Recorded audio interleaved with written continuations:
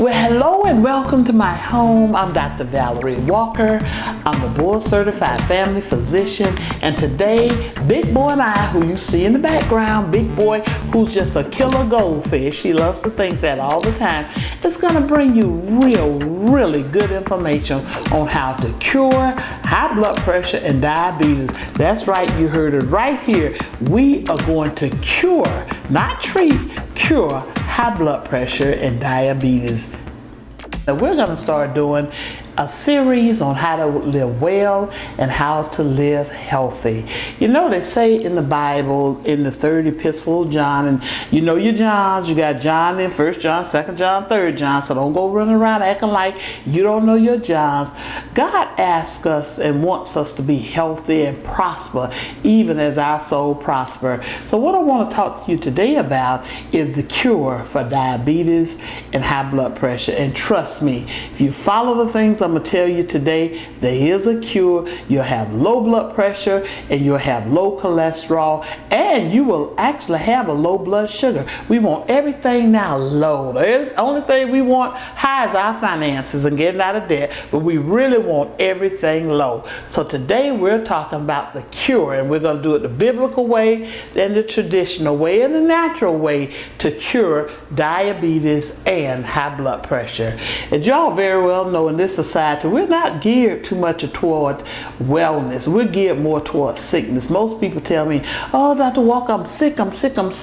I need my pills. They claim illnesses for my high blood pressure, my cholesterol. And I always ask them, when did you buy it? When did it turn into yours? Was it on sale that particular day? So what I try to bring to my patients, and what I'm trying to do in these series, period, is bring an element of wellness where we can get up every morning, we can look good, we can feel good, and we can be good the way God wants us to be. So the first thing we're going to do is real simple. I promise you, if you can remember your A, B, C, D, E, F, G, remember, and the teacher in school always stopped you right there to make sure you had that little size of the alphabets first, and then they took you further. That's the way I'm going to teach this lesson today, just for you. And I promise you, I can make a promise.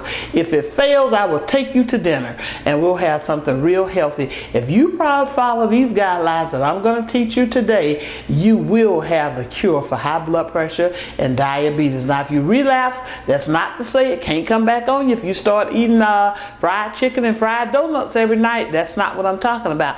I'm talking about following these things on a daily basis, because if you remember the good book, God only gives us manna for one day. So if we follow these things just today, we'll let tomorrow take care of itself, because God didn't give you manna for tomorrow. So our first is our A for A, B, C, D, E, F, G. So I'll give you a few seconds, or go grab your pen or pencil if you need one, so you can follow along and you can take notes.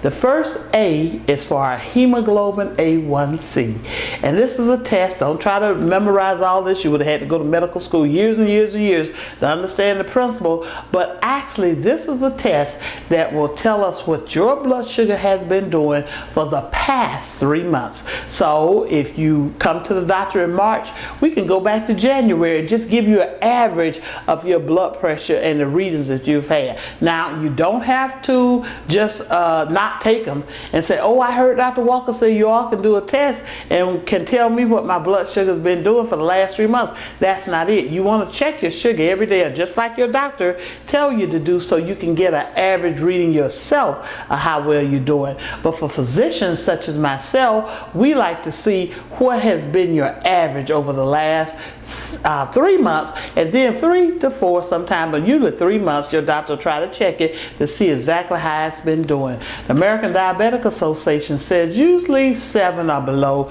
but I'm a tougher taskmaster. I tell my patients they have to be at least 6.5 and down. And if you're not, then we have to do some things to tighten up your ship to get that hemoglobin A1C under control. And one of the best ways I found out to keep it under control is is to limit those carbohydrates. This is your fuel source for your body. This is your energy. And you need some carbohydrates. The problem is we eating too many. We eating carbohydrates like that's the only thing left on the planet. Our cake, our cookies, our pies, all these things. And then not only the carbohydrates, most people don't know that fruits are carbohydrates also. And we're going to talk about that a little later. There are some fruits that you can do that has a lower glycemic index than some other fruits, but you got to watch that too. Sometimes if you want to see your blood sugar rise, and I'm talking about rise all the way to the top, eat a big old slice of watermelon and wait about 20 minutes and go check your blood sugar.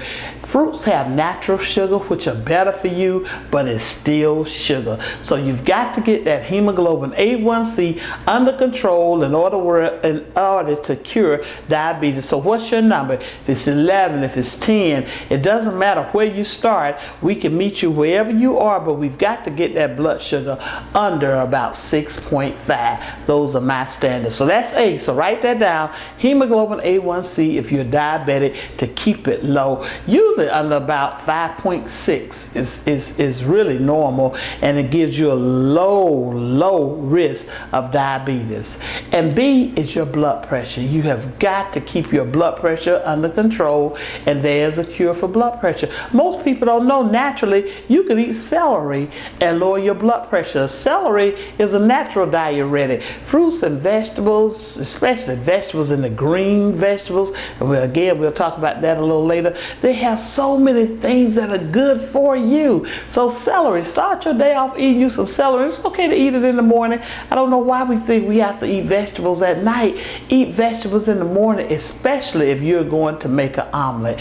The next thing you want to do is make sure to control your blood pressure. You've got to control your salt intake. Did you know that most of the salt we consume come from packaged goods? We think it comes from the salt shaker. So we come in and go, oh, Dr. Walker, I retired the salt shaker. I don't use a lot of salt. But what about those packaged foods that you're eating? Most packaged foods are loaded with salt just to preserve them. So at least 2 grams or less of salt every day. And if you're hypertensive, probably even less. And for goodness sake, don't pick up the salt shaker, because that's not good. But read the label on all your foods and make sure they have a low. You'll see sodium. You won't see salt. You'll see sodium chloride. Make sure it has a low amount.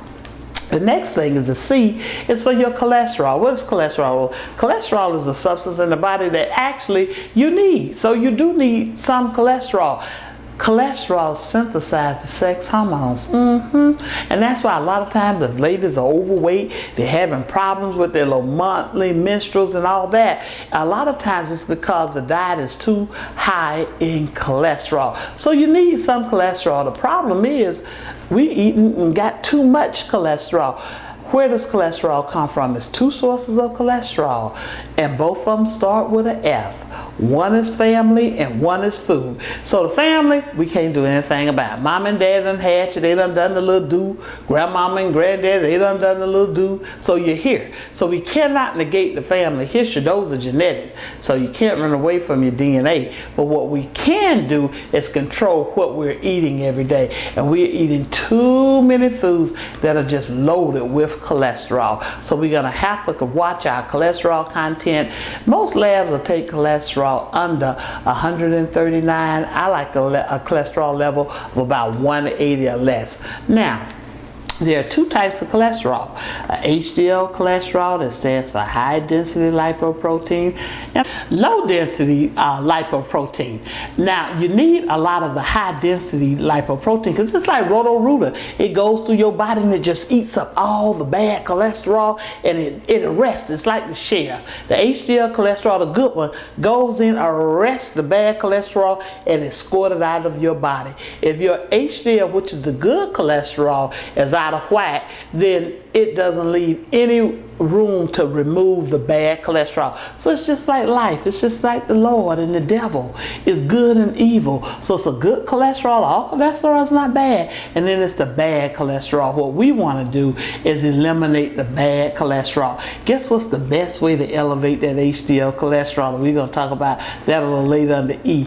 Is exercise. If you exercise, you can raise that HDL cholesterol. And B, need, man or woman at my office, I like all my patients to come in with an HDL at least over 50. That will be protective for the heart to get that cholesterol down. So that's another way that we get rid of high blood pressure and we get rid of diabetes. Actually, what they're recommending in medicine today, that if a person is diabetic, they want you on a cholesterol lowering drug right off the bat, and they want you on something for your blood pressure to protect your kidneys. We call them ACE inhibitors right off the bat. So we're trying to stop a lot of that to get you to wellness in a natural way. So the best way to do that is, one, control that cholesterol. Watch those foods that are high cholesterol. You know, cheese. Yeah, you up at midnight going downstairs, going in the ice box, eating some cheese. We know about it. So let's just stop this. I tell my patients a lot of times, if the literature don't help them and you want a quick way to find out what's high in cholesterol, just Google it. Just Google foods high in cholesterol, print it off, and circle all the things that you're doing. And please don't let your page be full of circles. Oh my goodness. It's usually a lot of times one thing you're doing that's high in cholesterol that you may not be aware of. So we've got to get the cholesterol down. We want the HDL cholesterol, which is the good one, up, and we want the LDL, which stands for lipoprotein cholesterol. We want it down. So we want the good up and we want the bad down. Isn't that the way life works? And isn't that the way what God teaches? He wants the bad in us to die out, meaning die out to ourselves, and he wants the good to come up. Well, the human body is the same way because he created us. It's so funny. I had a patient one time say, Dr. Walker, you know what? I said, what? He said, you know, you love to talk about that Jesus thing. I said, well, yeah. He said, well, I need to tell you. He said, I don't believe in that. I went, oh, okay. I said, what do you believe in? Oh, he said, oh, I believe that we were monkeys and that over time we just started walking around and we just evolved into people. I went, oh. I said, okay. I said, I'll go along with that. I said, I'll go along with it if you could just tell me one thing and one thing only. And he said, what is that? I said, who made the monkeys? And that was the end of that story. So anyway, moving right along here. So we got our ABC now. We got our hemoglobin A1C. We got to control our blood pressure. So limit our salt and exercise and getting our weight down. We got our cholesterol, our diet. D, what in the world are we eating? Let me tell you something what happened. Years ago, it used to be farmers. And we ate one thing, meaning you go outside when your mom planted a garden years ago, you just pick a tomato and you ate it. That was one thing. Or you go to the field and peel some corn and cook it or roast it. It was one thing, always one ingredient. All of a sudden, when we start packaging food, putting them on the market, if you look at the label on anything that you see in a grocery store, the label is so long, it's full of things you can't even pronounce. And whatever happened to just a sugar cookie having, how do you bake a sugar cookie? A little flour and a little butter and milk or whatever you put in there. Until if you look on the back of any cookie package in a grocery store, it has at least 20 to 30 ingredients.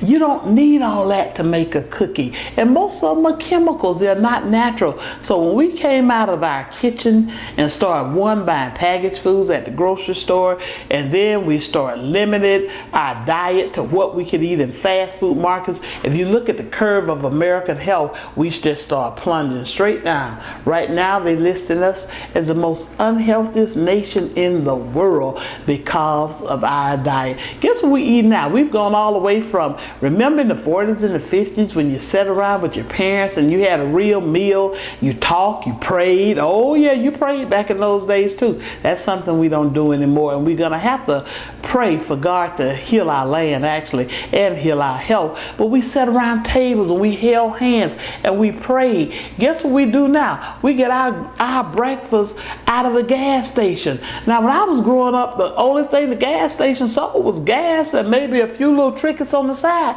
Now we go in gas stations and buy hamburgers and hot dogs and donuts. I'm going, whoever stopped it, I won't name the gas stations because you know them, in gas stations and buy your breakfast. Whatever happened to sitting around having an old-fashioned meal? So we've got to get our diet together. And the things I tell you about diet, write these down. You've got to write them down to make it work. It's in threes. Number one, when you shop, you only want 3 types of vegetables. Fresh first, frozen second, and canned last. But canned means not canned in the store, because a can of string beans in the store could actually stay on the shelf for about 5 years. So I'm not talking about that can. I'm talking about the can your grandmamas used to do, where they used to cup up pickles and put them in jars with a little vinegar, or a thing my mom still does today in Georgia is called cha-cha, which is cucumbers and onions and all these things. That are pickling. That's what I'm talking about. We need to leave the canned shells, things on the shelf where they belong. So let's just do fresh, let's do frozen, let's do some things that you make yourself, and that's the way we'll do our vegetables. For our meats, we're going to do chicken, fish, and turkey. Just say chicken, fish, turkey. Chicken, fish, turkey. Chicken, fish, turkey. And let it just ring in your mind when you're in the grocery store. Chicken, fish, turkey. And we're going to try and leave the other meats alone. A little pork and beef is okay sometime, but it takes beef a long time to digest, and pork is a little high in fat. So we want lean chicken. Lean fish don't have a whole lot of grease, so when you do your fish, you want fatty fish that are rich in omega-3s, which help your heart also. And I'll talk about that on another segment of this thing that we're doing right now, but we'll do that later. You always want to do fatty fish like salmon, mackerel. Guess what? Sardines are even good. Don't you look at me like that when I say sardines. Bust you out a can and open them. They're very good for you, and got calcium in them also to help your bones. So you want to eat fish, chicken, and turkey, baked, boiled, or grilled. That's the way you want to prepare these meats. You don't want to fry. Throw the grease out. And if you have to use grease, one that's acceptable for me is extra virgin oil, olive oil. Extra virgin olive oil. Did you remember the story of Noah? You remember the Bible, the story of Noah and the ark, etc. And when the bird went out and he finally brought back a twig or a vine, a piece of a tree to let Noah know that he found dry land. Guess what it was? It was from an olive tree. Fast forward to today. Guess what's the best oil that you can consume? Is actually extra virgin olive oil. So it costs a little bit more, but go out and invest in it and leave the other oils on the shelf. Even when they say pure vegetable oil, just trick of the devil, just trickery. That's what he's into. Let's get some olive oil for that. So that's what we want to eat at our diet. We want plenty of fresh fruits and vegetables, the way it was in the Garden of Eden. Wasn't in the Garden of Eden, it was fruits and vegetables. I don't recall McDonald's. I don't recall Burger King being in the Garden of Eden. I don't think so. So let's get our diet together. Let's drink plenty of water, eat our meats baked, grilled, or boiled, plenty of vegetables, some fruit, and olive oil if we need it. And nuts are good for you too. And you know one of the best nuts for you actually is a walnut. Guess what we call a walnut? Brain food. And let me show you this. Let me just show you. I ordered me a brain just for this presentation because I knew you was not going to allow me to use your brain during this presentation. I knew my producer John wouldn't, so I had to go out and buy one. And this brain actually, if you look at it closely, and you're going to learn a lot about this brain. And no, I'm not trying to teach you anything about anatomy just yet. We'll do that on other shows. They really have it really well packed up. Okay, so we'll take our little paper off our brain, and let me show you something. Okay, when you look at this brain, when we separate it, it's been outside for a while, so I hope I can separate it. Well, it's still kind of sealed real tight, and I don't feel like thinking I may break it up. But if you look at this brain right here, what does this remind you of? What does this remind you of? It looks like a walnut. It looks like a half of a walnut. And guess what? Walnuts help your brain. So the next time you're in the store, make sure you invest in some walnuts as a good nut. Almonds are a good nut. Pistachios are very good nuts. So get you some nuts. Nuts are very good for you. And don't forget that old walnut, which is brain food, has all kind of things in there to help you remember more. And it actually looks like the brain. So I know you won't have any trouble remembering that. Okay? So that's what we're going to do with our diet. Another thing I want you to memorize when it comes to your diet is this. Just memorize every time you go in the store. Just say, she said, no sweets, no fried. No sweets, no fried. No sweets, no fried. Just make it a little poem in your head. No sweets, no fried. And we certainly don't want to do donuts. I'm going to let you start somewhere. Let's eliminate donuts, French fries, and soda.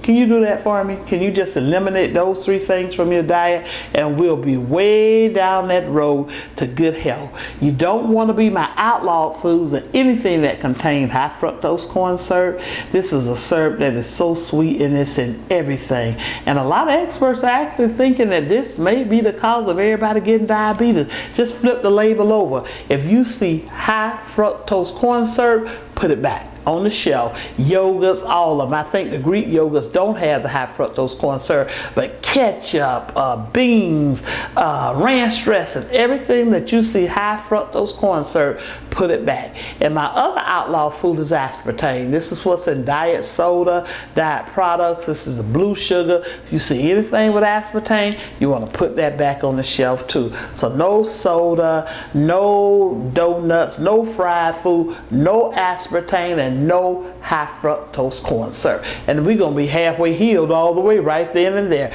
That's part of our wellness.